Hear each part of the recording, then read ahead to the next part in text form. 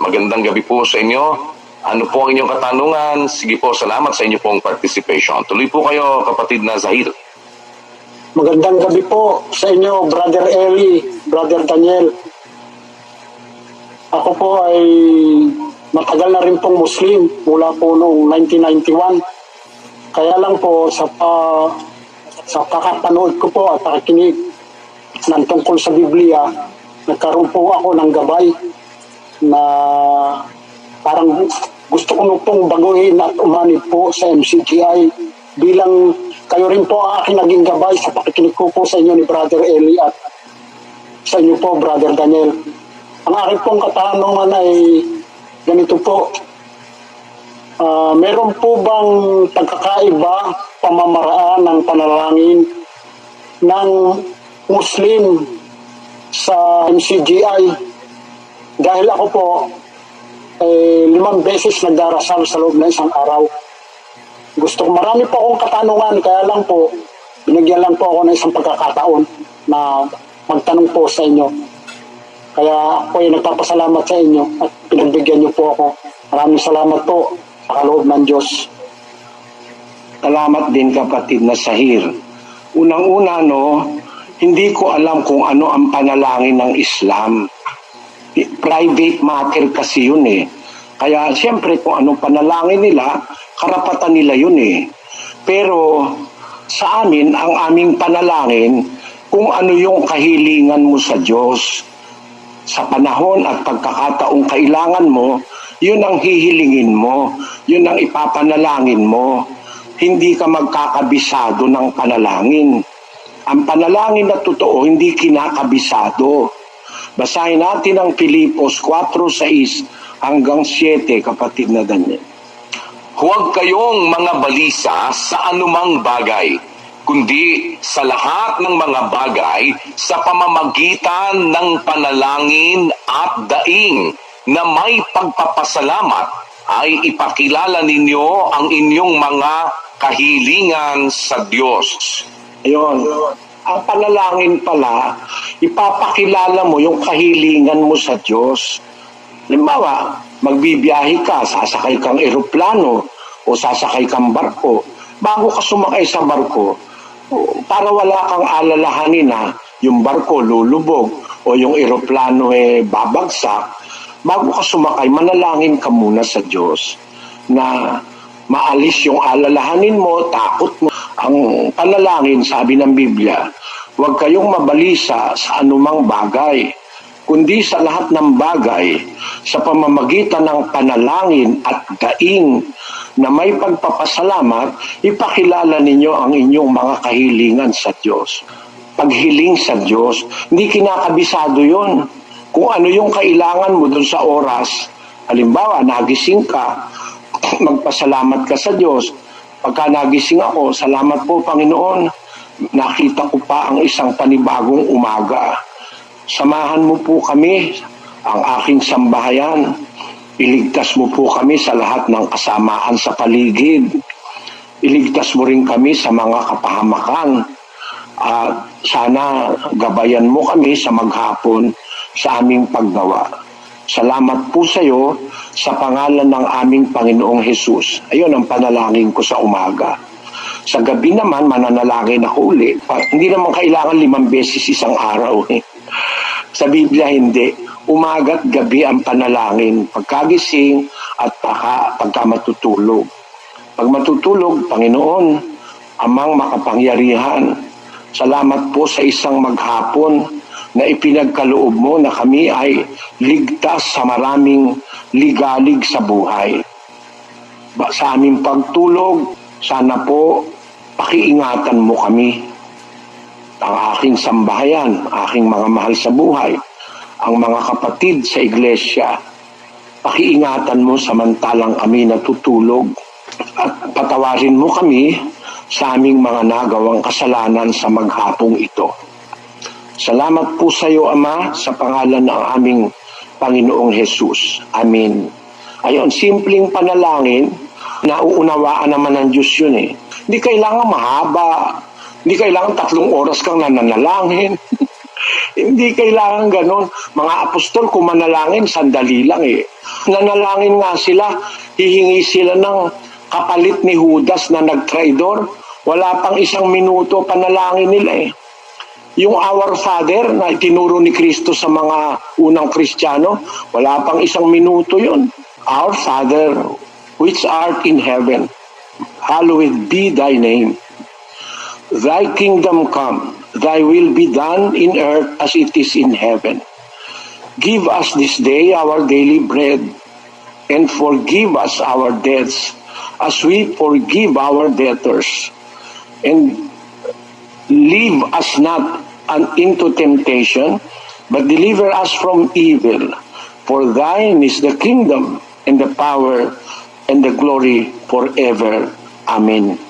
Kita mo, kalahating minuto lang yan eh. Mananalangin ka. Ang dai-dai mong daldal ng daldal. Parang Katoliko, ulit-ulit. Bawal ni Kristo yan. Basahin natin sa Mateo, Kapitulo 6, versikulo 7. Pakinggan nyo. At sa pananalangin ninyo ay huwag ninyong gamitin ang walang kabuluhang paulit-ulit na gaya ng ginagawa ng mga hentil, sapagkat iniisip nilang dahil sa kanilang maraming kasasalita ay didinggin sila. Huwag nga kayong magsigaya sa kanila, sapagkat talastas ng inyong Ama ang mga bagay na inyong kinakailangan bago ninyo hingin sa Kanya. Yan, wag na tayong mananalangin ng ulit, Abaginong Maria, Abaginong Maria, Abaginong Maria. O kung ano-ano yan.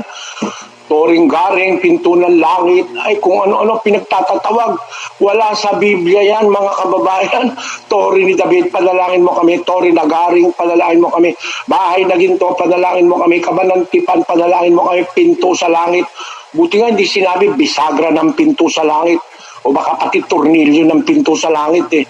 Utusan mo pang manalangin. Napakamali namang aral niyan ng Katoliko. Wala sa Biblia yan. Ang panalangin, hindi naman kailangang mahabang-mahaba para maintindihan ka ng Diyos.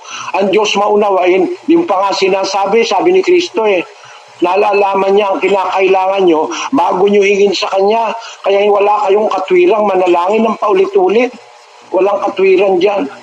Na doon sa mismong oras na yon uulit-ulitin mo. Pwede siguro ulitin mo ibang pagkakataon para ipakita mo sa Diyos na kailangan mo talaga kaya inuulit mo. Pero doon din sa oras na yun na pagkakataon, bibira ka ng 53 beses na Hail Mary. Yung rosaryo, bago mo matapos yan, 59 ang ano yan buto niyan bibirahan mo 53 na Hail Mary. Ano yun? Saan ang galing yun? Panalangin ba yun? Ang panalangin, paghiling sa Diyos, hihiling ka ng kailangan mo for the moment. Bumabagyo halimbawa, babaha, bumabagyo Panginoon. Sana po iligtas mo kami dito sa panganib ng bagyong ito. Malakas na hangin, malakas na baha. Iligtas mo po kami, ang aking sambahayan, ang aking mga kapitbahay. Pati na po yung mga galit sa amin, iligtas mo po sana sila. Pati mga kaaway namin. Yun ang panalangin. Hihingi ka ng awa sa Diyos. Pero bumabagyo, bibirahan mo ng Ama namin na sa langit ka, ibigay mo sa amin ang aming kakanin. Bumabagyo na nga, kakanin pa rin ang hinihingi mo. Kung ano yung kailangan mo dun sa oras na yon, yun ang ipapanalangin mo, kapatid. Kanyan ang panalangin nasa Biblia. Kung ano yung kailangan mo, limbawa, nakita mo yung kapatid mo, nagkasala, nagkamali sa buhay niya, mananalangin ka. Sabi, kung makita ng sino man ang kanyang kapatid, nagkakasala ng kasalanang hindi ikamamatay, idalangin siya at bibigyan siya ng Diyos ng buhay ukol sa nagkakasala ng hindi ikamamatay. Obligasyon mo rin pala yun Bawa nakita mo yung kapatid mo, gumawa ng hindi tama, ang unang-una mong gagawin, huwag mong ichichismis, lumuhod ka sa Diyos, panalangin mo siya, sana maliwanagan siya, para huwag siyang mapahamak. Ang panalangin, yung hinihingi ng pagkakataon, nakita mo yung kapatid mo, gumagawa ng kasalanan, tapos mananalangin ka, abagin ng Maria, punong-puno ka ng grasya. Ano kinalaman ng punong-puno ng grasya si Maria doon sa kapatid mo nagkakasala? Mali talaga kahit saan mo daanin, kung may intellect ka, kung meron kang common sense. Ayan, ikaw na bahalang magtahi-tahi, kapatid na sahiran mo. Sa panalangin utos ng Diyos sa Biblia. Si Pablo, mga apostol na nanalangin 2 times a day, regular yon, 2 times a day. Pero kung halimbawa, magbibiyahe, meron ka ibang gagawin na hindi mo araw-araw ginagawa, hindi naman masamang manalangin. Pero talagang ang panalangin ng mga Kristiyano nung una, 2 times a day, Ikalawang Timoteo 1:3, kapatid na Daniel. Nagpapasalamat ako sa Diyos na mula sa aking kanununuan ay aking pinaglilingkuran sa budhing malinis, na walang patid na inaalaala kita sa aking mga daing gabit araw. Sabi niya kay Timoteo, walang patid na inaalaala kita sa aking mga daing o panalangin, gabi at araw. No? Araw-gabi nananalangin si Pablo. Yan din yung talinghaga na sinabi ni Kristo doon sa Lucas, Kapitulo 18. At hindi baga igaganti ng Diyos ang kaniyang mga hirang na sumisigaw sa Kanya sa araw at gabi, at siya'y may pagpapahinuhod sa kanila. Ayan, ang mga hirang ng Diyos, sumisigaw na nanalangin araw at gabi, at nagpapahinuhod ang Diyos sa kanila. Mas maganda, basahin ninyo, kayo na po ang bumasa, 18:1 hanggang 7. Yun ang talinghaga ni Kristo ukol sa pananalangin, yung likong hukom na kababalik ng babae, ipinaghiganti niya yung babaeng bao. Kung babasahin niyo yung talinghaga. Ang ibig sabihin, ang mga hinirang ng Diyos, nananalangin sa Kanya gabi't araw. Yun din ang ginagawa ni Pablo. Hindi naman sobra. Kasi matindi naman pagka mananalangin ka ng 3 oras, tapos uulitin mo pa ng 6 na beses maghapon. Wala nang gagawin ng Diyos kundi pakinggan ka ng pakinggan. Buti kung papakinggan ka niya. Hindi nakikinig ang Diyos doon sa panalangin na inuulit-ulit at kinakabisado. Ang panalangin pinakikinggan niya, yung nanggagaling sa puso. Hindi maraming daldal-daldal. Hindi. 5:2 ng Ecclesiastes. Huwag kang pakabigla ng iyong bibig, at huwag magmadali ang iyong puso na magsalita ng anumang bagay sa harap ng Diyos, sapagkat ang Diyos ay nasa langit at ikaw ay nasa lupa. Kaya pakauntiin mo ang iyong mga salita. Basahin nga natin sa English yan. Hindi yata pinuturo ng Katoliko yan no? Basahin natin. Be not rash with thy mouth, and let not thine heart be hasty to utter anything before God. For God is in heaven, and thou upon earth. Therefore, let thy words be few. Ang liwa-liwanag sa Biblia. Huwag masyadong habang-haba. Naiintindihan ng Diyos yun. Hindi ka naman kailangan magpaliwanag ng marami. Baginong Maria, punong-puno ka ng grasya. Baginong Maria, punong-puno ka ng grasya. Baginong Maria, punong-puno ka ng grasya. Baginong, uulit-ulitin mo. Niloloko mo na lang ang sarili mo niyan kung naniniwala ka sa Biblia. Pakauntiin mo ang iyong salita. Meron nga kawikaan one word is enough for a wise man. Sabi sa Tagalog, walang katagang sabi sa marunong umintindi. Pag marunong umintindi, hindi maraming habaan ng habaan. Katagalang ang sabihin mo, naintindihan na agad. Tapos yung pan-Diyos, lalo na, hindi mo kailangan habaan kung ano-anong mga ritual na ewan ko. Kapatid na Sahir, hindi ko alam ang panalangin nyo sa Islam. Ang alam ko ang Katoliko, kaya siya ginagawa kong halimbawa. Ikaw na ang bahalang magkumpara kung ano ang pagkakaiba. Malalaman mo na ngayon yon. Naunawaan mo, kapatid na Sahir? Naunawaan ko po, Brother Eli.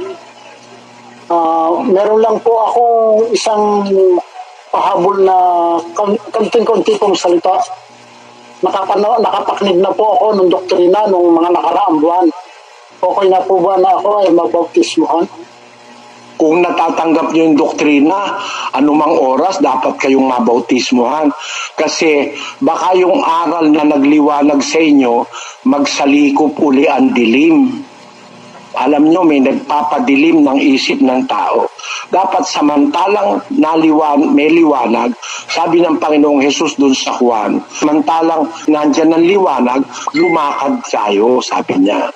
Ang lumalakad samantalang gabi, natitisod siya sapagkat walang ilaw sa kanya. Tapos, ngunit ang mga bagay na ito'y sinalita niya at pagkatapos nito'y sinabi niya sa kanila, etc. Doon sa itaas ng 11, basahin natin yon. Sumagot si Jesus, hindi baga ang araw may 12 oras? Kung ang isang tao lumalakad samantalang araw, hindi siya natitisod sapagkat nakikita niya ang ilaw ng sanlibutan ito. Ngunit ang isang taong lumalakad samantalang gabi, natitisod siya sapagkat walang ilaw sa kanya. Ang araw lumulubog, kapatid, ang liwanag napapawi. Doon sa oras na nagliwanag sa iyo yung aral, dapat natanggap mo agad yon. Kasi baka magsalikop ang dilim uli, mahihirapan ka na. Kaya sa tanong mo, anumang oras pwede kang mabautismohan, kumonta ka sa ating sino man ang ating worker na malapit sa iyo. Kapatid na Daniel? Opo, yan po ang ating MCGI call center numbers.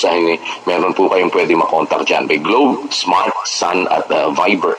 Yan po ang pwede niyong tawagan. Pero ngayon po ay pwede kaming makipag-ugnayan sa inyo, loloopin po. Pagkatapos po nating mag-usap, yung ating pong mga coordinators po ay kukunin po ang inyong numero para makontak po kayo, kapatid na Sahir. Okay po ba yan? Maraming salamat po sa kaloob ng Diyos. O Bisaya o Ilocano, paano? Kinakabiti po ako. Salamat sa Diyos. Naiintindihan. Kasi nangangapa ako kaya ako binabasa sa iba-ibang wika. Akala ko taga-Bisaya ka, taga-Cavite ka pala. Loobin nawa ng Diyos na yung liwanag na iyong nakita, manatili sa iyo, kapatid na sa iyo. Samahan ka nawa ng Diyos. Magandang araw sa iyo.